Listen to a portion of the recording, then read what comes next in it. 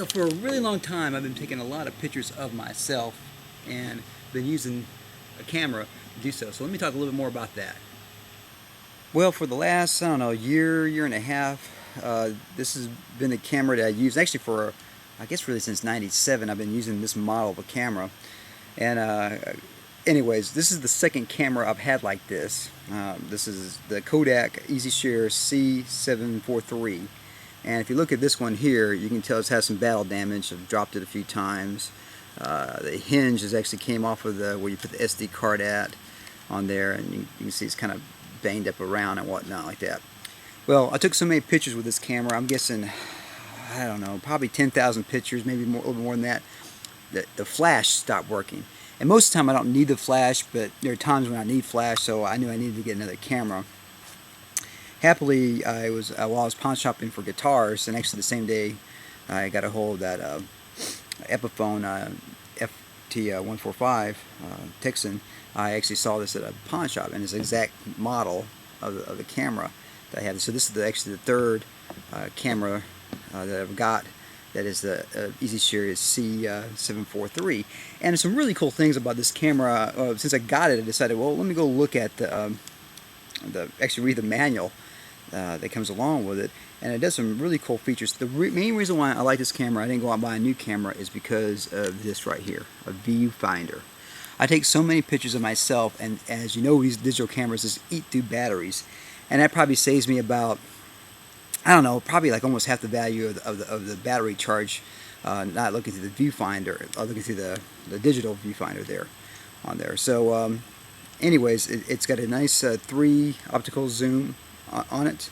The glass is actually pretty good on it. It has the feature that I like the most on it is that it actually has a place on there where I can hit and take 2 pictures of myself on there.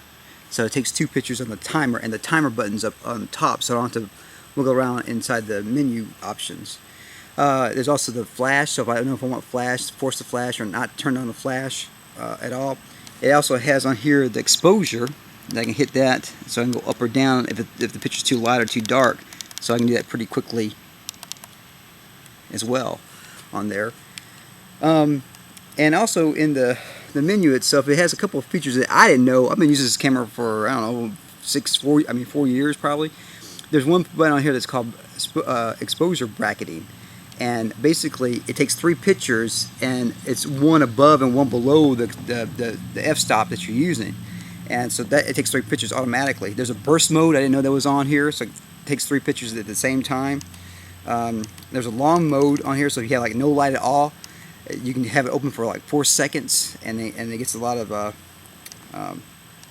lets a lot more light in for that exposure.